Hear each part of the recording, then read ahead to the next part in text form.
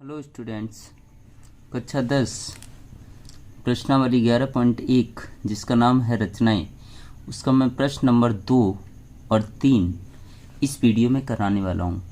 तो वीडियो को ध्यान से समझिएगा, क्योंकि इसमें से बोर्ड एग्ज़ाम में हर साल 5 मार्क्स का एक क्वेश्चन पूछा जाता है।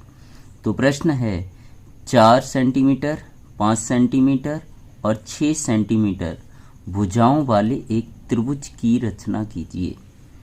तो सबसे पहले आपको 4, 5 और 6 सेंटीमीटर भुजाओं वाले एक त्रिभुज की रचना करनी है। फिर इसके समरूप एक अन्य त्रिभुज की रचना कीजिए। मतलब 4, 5, 6 सेंटीमीटर का जो आपने त्रिभुज बनाया, उसी के जैसा एक दूसरा त्रिभुज बनाना है, जिसकी भुजाएं दिए गए त्रिभुज की संगत भुजाओं के 2/3 गुनी हों। तो वीडियो में अंत तक बने रहिएगा, आपको एक एक चीज स्पष्ट समझ आने वाली है। तो सबसे पहले हम 4, 5 और 6 सेंटीमीटर एक त्रिभुज बनाएंगे। मैं एक त्रिभुज की रचना कर लेता हूं। त्रिभुज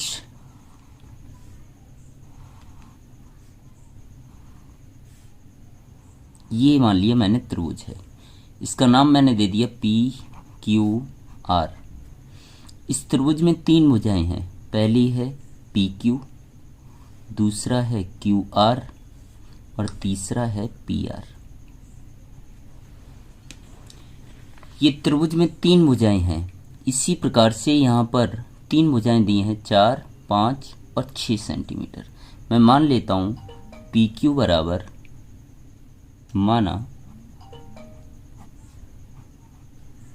PQ बराबर 4 सेंटीमीटर।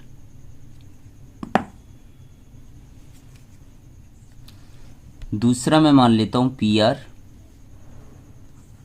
PR बराबर 5 सेंटीमीटर।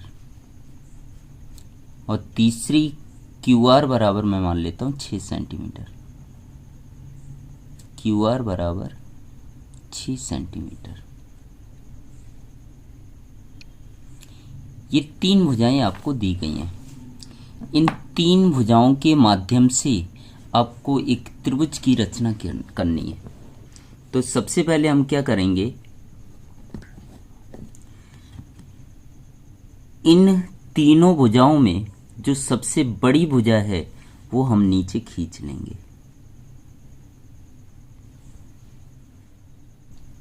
इन तीनों भुजाओं में सबसे बड़ी भुजा कौन सी है? 4 दी है, एक 5 दी है और एक 6 दी है।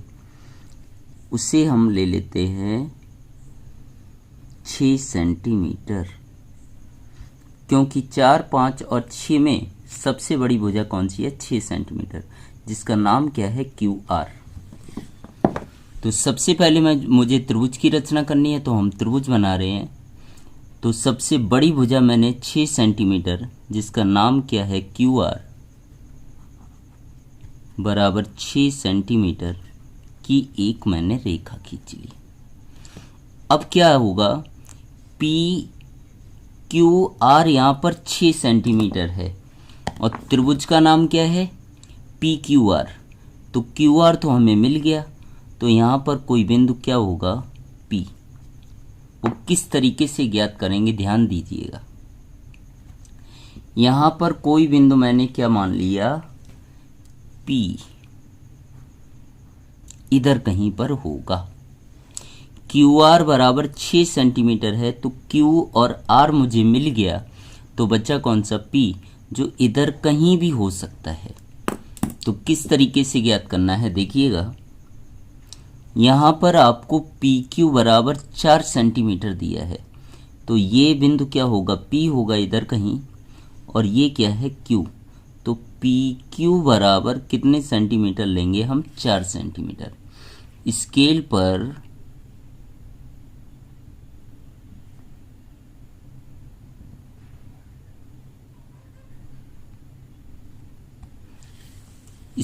पर हम PQ बराबर 4 सेंटीमीटर की दूरी ले लेंगे।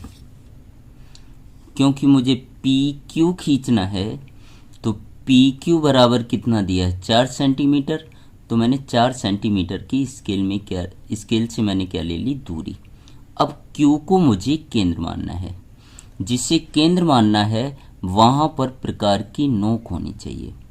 तो क्यू को केंद्र मानकर और ये 4 सेंटीमीटर दूरी लेकर एक मुझे चाप लगा देना है इस तरीके से। इसी प्रकार से ये क्या होगा, पी आर होगा। तो पी आर बराबर कितना दिया है 5 सेंटीमीटर, तो हम दूरी ले लेंगे 5 सेंटीमीटर की। 5 से 0 तक की दूरी आपको लेनी है। ये 5 है और स्टार्टिंग में क्या होता है 0, तो मैंने दूरी ले ली। अब आर को केंद्र मानकर ये 5 सेंटीमीटर दूरी लेकर एक मैं क्या लगा दूंगा, चाप। और ये दोनों चाप जहां पर काटेंगे उस बिंदु का नाम क्या होगा, P। अब इस P बिंदु को हम Q से मिला देंगे। इसी प्रकार से इस P बिंदु को हम R से मिला देंगे।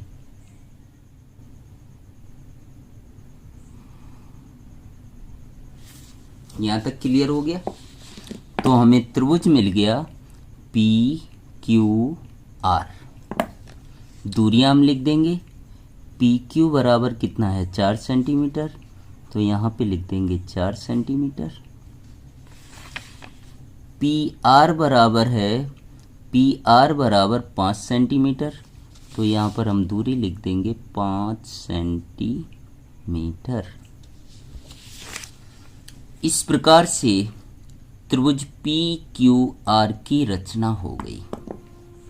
अब हम क्या करेंगे, इस त्रिभुज पी क्यू आर के समरूप, पहले क्या बोला गया था, ध्यान से पढ़िएगा, 4, 5, 6 सेंटीमीटर भुजाओं वाले एक त्रिभुज की रचना करनी है। तो मैंने त्रिभुज पी क्यू आर की रचना कर ली। फिर इसके समरूप, समरूप मतलब इसी के जैसे दिखने वाला एक अन्य त्रिभुज की रचना करनी है। तो किस तरीके से करेंगे, ध्यान से समझिएगा। मुझे क्या करना है, बिंदु Q पर नीचे की ओर न्यून कोण बनाना है। न्यून कोण मतलब जिन कोणों का मान 90 से कैसा होता है, छोटा। तो सबसे आसान 90 से छोटा कोण होता है 60 अंश का। तो हम बिंदु Q पर 60 अंश का कोण बनाती हुई एक रेखा खींचेंगे। इसके लिए हम पन्ने को उलट लेते हैं।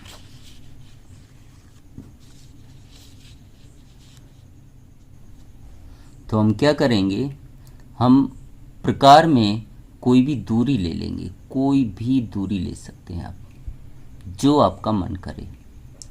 और प्रकार की नोक को हम कहाँ रखेंगे, बिंदु Q पर, मतलब Q बिंदु को हम क्या मानेंगे, केंद्र। हम दूरी कोई भी ले सकते हैं, ध्यान रखिएगा। तो Q बिंदु पर मैंने प्रकार की नोक रखी। प्रकार को हम राउंडर भी बोलते हैं। और मैंने एक अर्धवृत्त खींच दिया इस तरीके से। अब इससे हम केंद्र मानेंगे, मतलब यहाँ पर प्रकार की नोक रखेंगे और पहला चाप लगाएंगे। पहला चाप हमेशा कहाँ पर काटता है, 60 अंश पर काटता है। और इसे मिलाते हुए हम आगे बढ़ा देंगे।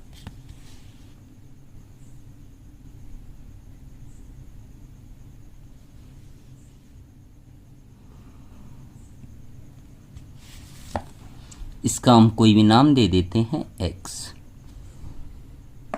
पन्ने को वापस से हम उलट लेते हैं।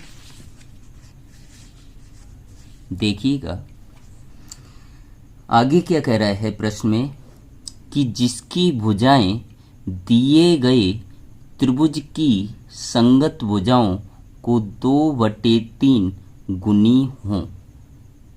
तो सबसे पहले मुझे यहाँ पर देखना है 2 और 3 में बड़ा क्या है। तो यहाँ पर 3 बड़ा है। तो जो मैंने न्यून कोण बनाती हुई रेखा खींची, इसके मैं 3 भाग कर लूँगा, क्योंकि इन दोनों में बड़ा कौन सा है, 3 है।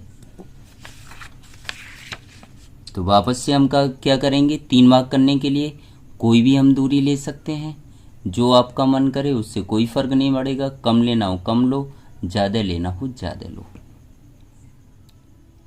तो Q को केंद्र मानेंगे, पहला चाप लगा दिया मैंने, मुझे 3 भाग करने हैं।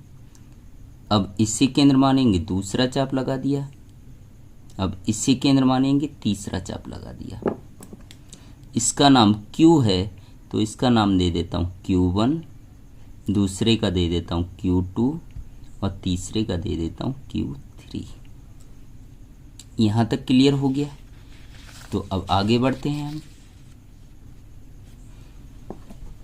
अब देखिएगा कि 2 और 2/3 गुनी हो तो जो भाग, यहाँ पर ध्यान से समझिएगा, जो भाग नीचे है, मतलब यहाँ पर कितना है, 3 है, तो हम 3 को R वाले बिंदु से मिला देंगे। इन दोनों संख्याओं में जो संख्या नीचे है उसे हम किससे मिला देंगे, R से। इस प्रकार से वापस से समझिएगा, बच्चे कंफ्यूज होते हैं। अगला प्रश्न भी बिल्कुल ऐसा ही है, इसलिए आपको तकलीफ ना हो, इसलिए मैं बार बार एक ही शब्द पर जोर दे रहा हूं। जो संख्या नीचे है, नीचे यहाँ 3 है, तो मैंने 3 वाले बिंदु को R से मिला दिया। अब क्या करेंगे, ऊपर भाग कितना है, 2 है, तो 2 वाले बिंदु से इस रेखा के समांतर एक रेखा खींचनी है। मैंने क्या बताया कि ऊपर 2 है तो 2 वाले बिंदु से Q3R के एक समांतर रेखा खींचनी है। तो किस तरीके से खींचेंगे, ध्यान से समझिएगा। फिर हम कोई भी दूरी ले सकते हैं। मैंने Q3 को केंद्र माना, कोई भी मैंने दूरी ले ली और एक यहां लगा दिया चाप।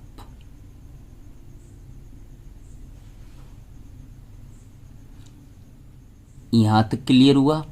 जो दूरी मैंने ये ली है, ऊपर 2 है, तो 2 वाले बिंदु से भी उसी दूरी का एक चाप लगा दीजिएगा। इस तरीके से कितना भी बड़ा खींच सकते हैं। मैंने क्या किया, पहले कोई भी मैंने दूरी ले ली, 3 वाले बिंदु से एक मैंने एक चाप लगाया और उसी दूरी से ऊपर 2 दिया है तो 2 वाले बिंदु से एक हम क्या लगा देंगे, चाप लगा देंगे। अब आगे क्या करना है, अब इस दूरी का हम माप ले लेंगे इस तरीके से। दूरी मैंने ले ली तो Q2 वाले बिंदु से इस दूरी से मैं एक क्या लगा दूंगा, चाप। और ये चाप जहां पर काटेगा उसी को मिलाते हुए हम आगे बढ़ा देंगे इस तरीके से।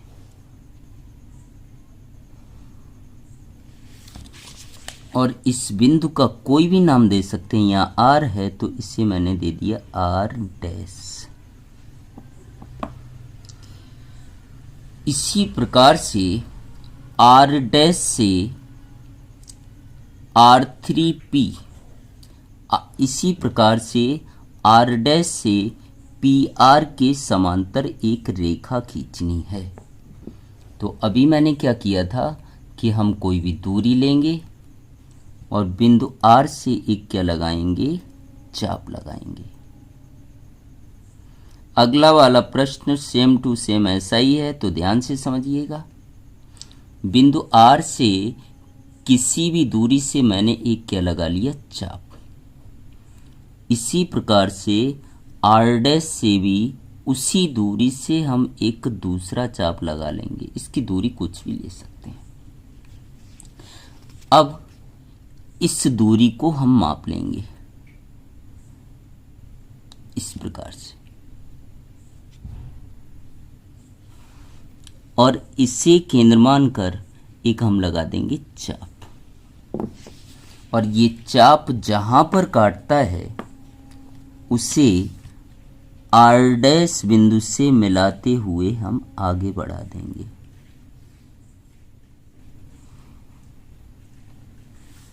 इसका नाम यहाँ P दिया है तो इसका हम दे देते हैं P डैश।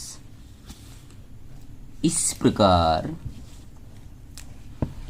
त्रिभुज PQR के समरूप त्रिभुज P dash Q R dash की रचना हुई। ये वाला P डैश Q और R डैश किसके समरूप है? त्रिभुज PQR के। उम्मीद करता हूँ आपको मेरा यह प्रश्न समझ आया होगा। अब बढ़ते हैं प्रश्न नंबर 3 की ओर। आपको अगर कहीं तकलीफ हो तो वीडियो को बैक करके वापस से देखिएगा, अदरवाइज प्रश्न नंबर 3 भी ऐसा ही है। तो हम प्रश्न नंबर 3 को समझाने वाले हैं। तो बढ़ते हैं प्रश्न नंबर 3 की ओर।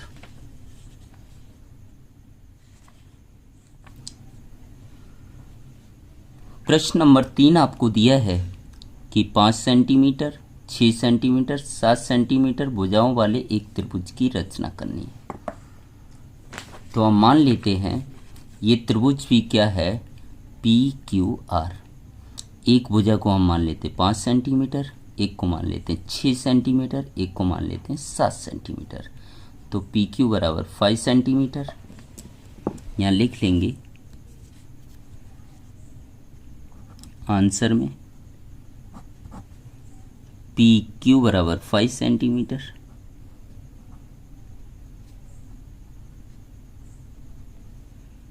PR बराबर 6 सेंटीमीटर,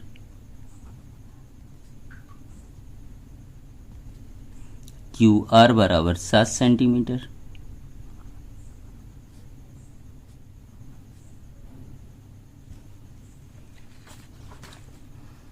अब इन तीनों भुजाओं के माध्यम से आपको एक त्रिभुज की रचना करनी है। तो सबसे पहले मैंने आपको क्या बताया था कि इन तीनों भुजाओं में जो भुजा सबसे बड़ी हो वो एक रेखा हम खींच लेंगे। तो यहाँ पे 5, 6 और 7 में सबसे बड़ी भुजा 7 सेंटीमीटर है। तो 7 सेंटीमीटर की एक रेखा खींच लेंगे। 0 से स्टार्ट करेंगे, कहाँ तक जाएंगे? 7 तक।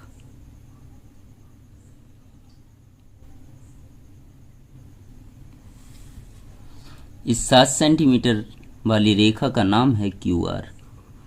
QR बराबर 7 सेंटीमीटर। अब मुझे QR बिंदु मिल गया।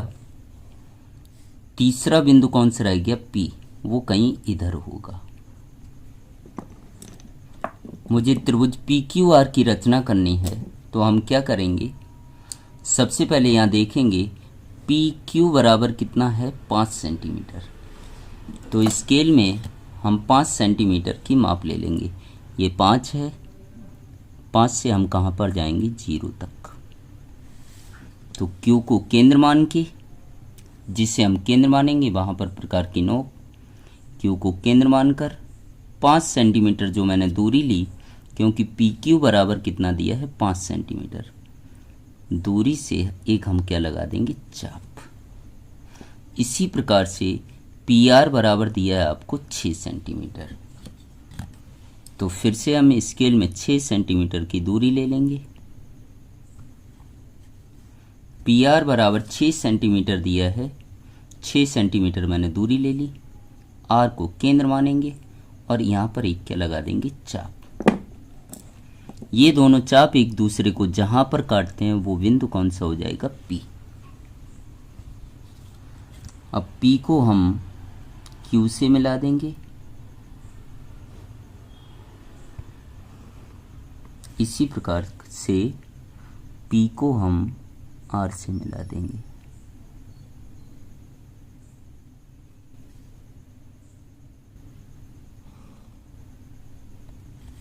दूरियां हम लिख देते हैं।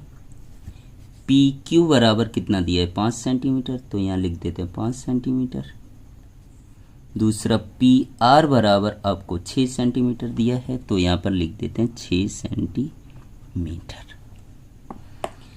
अब आगे क्या कह रहा है कि फिर एक अन्य त्रिभुज की रचना कीजिए जिसकी भुजाएं दिए गए त्रिभुज की संगत भुजाओं की 7/5 गुनी हों। इस त्रिभुज के समरूप, मतलब इस त्रिभुज जैसा दिखने वाला एक और त्रिभुज बनाना है जो 7:5 में विभाजित हो। तो हम क्या करेंगे, बिंदु Q पर न्यून कोण बनाती हुई रेखा खींचेंगे। न्यून कोण मैंने आपको बताया है 90 अंश से छोटा कोण। तो 90 अंश से छोटा कोण सबसे आसान कौन सा होता है, 60 का। तो 60 अंश का हम क्या बना लेंगे, कोण। इसके लिए हम पेज को उलट लेते हैं। तो कोई भी हम दूरी ले लेंगे आपके अनुसार, Q को केंद्र मानेंगे और उस दूरी से एक हम क्या खींच देंगे, अर्धवृत्त। अब इसे हम क्या मानेंगे, केंद्र, और पहला चाप काटेंगे। पहला चाप हमेशा कहाँ पर काटता है, 60 अंश पर। और पहला चाप जहाँ पर काटता है उसे मिलाते हुए हम आगे बढ़ा देंगे।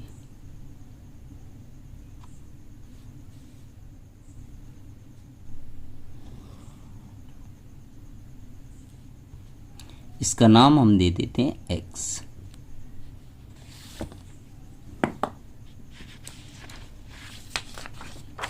अब देखिएगा कि 7/5 गुनी हो, तो इन दोनों में बड़ा कौन सा है, 7। तो जो मैंने ये न्यूनकोण बनाती हुई रेखा खींची, इन दोनों में बड़ा 7 है, तो इस न्यूनकोण बनाती हुई रेखा के हम 7 भाग कर लेंगे। किस तरीके से, देखिएगा। फिर हम कोई भी दूरी ले लेंगे जो आपको अच्छी लगे।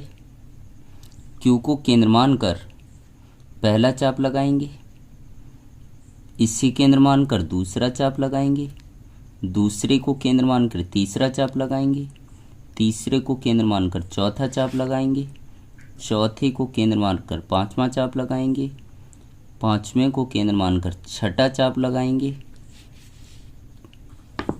रेखा छोटी पड़ गई तो थोड़ा और बढ़ा लेते हैं।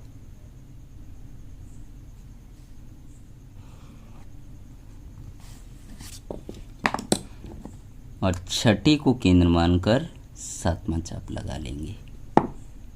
तो इस प्रकार से इसका नाम Q है।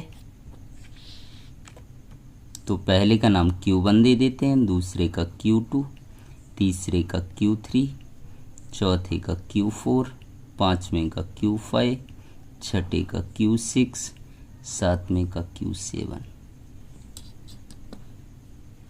अब देखिएगा, मेन चीज यहीं पर है। बच्चे कंफ्यूज हो जाते हैं, तो आपको कंफ्यूज होने की बिल्कुल ज़रूरत नहीं है।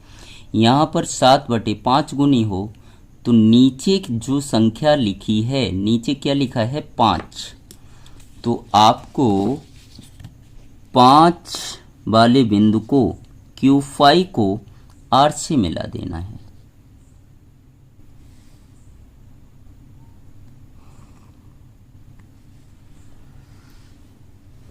ऊपर यहाँ आपको दिया है 7, तो 7 वाले बिंदु से Q5R के समांतर एक रेखा खींचनी है।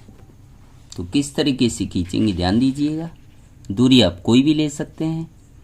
Q5 को केंद्र मानकर मैंने एक क्या लगा दिया, चाप। मुझे रेखा कहाँ से खींचनी है, 7 से। तो Q7 वाले को केंद्र मानकर उसी दूरी से एक हम दूसरा चाप लगा देंगे। ये क्लियर हो गया।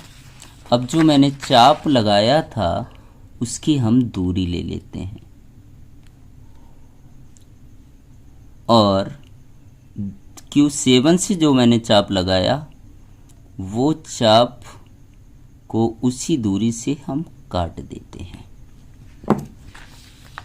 अब ये चाप एक दूसरे को जहाँ पर काटते हैं उसे मिलाते हुए हम आगे बढ़ा देंगे इस तरीके से।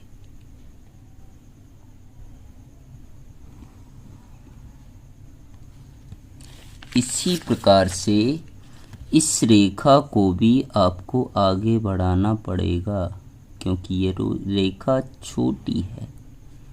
इस तरीके से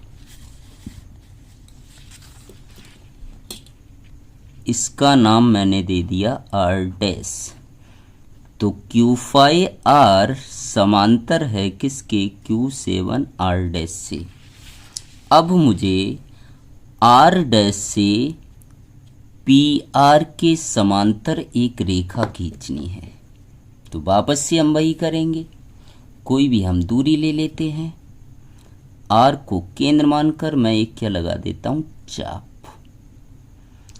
R डैश से आपको इसके समांतर रेखा खींचनी है, तो R डैश को केंद्र मानकर उसी दूरी से एक दूसरा चाप लगा दिया।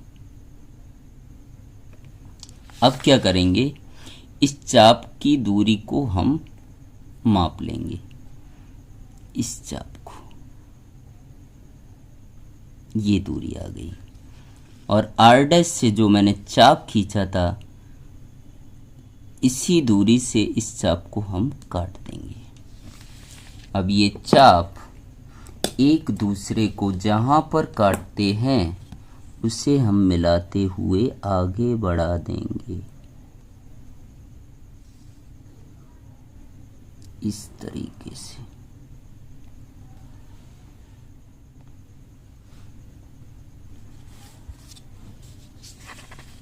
अब इस रेखा को भी आपको आगे बढ़ाना पड़ेगा।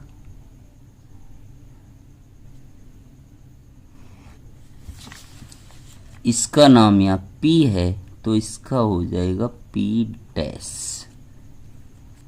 तो इस प्रकार से त्रिभुज PQR के समरूप एक दूसरा त्रिभुज बन गया। कौन सा, देखिएगा, P डैश QR डैश।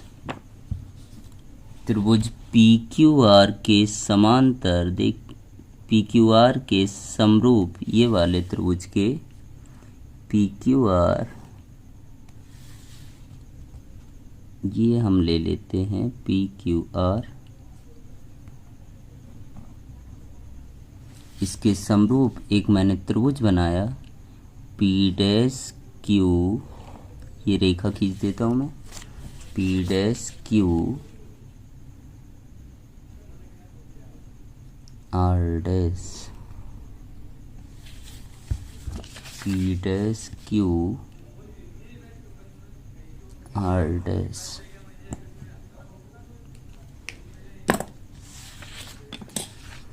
उम्मीद करता हूं मेरे ये दोनों प्रश्न आपको समझ आए होंगे।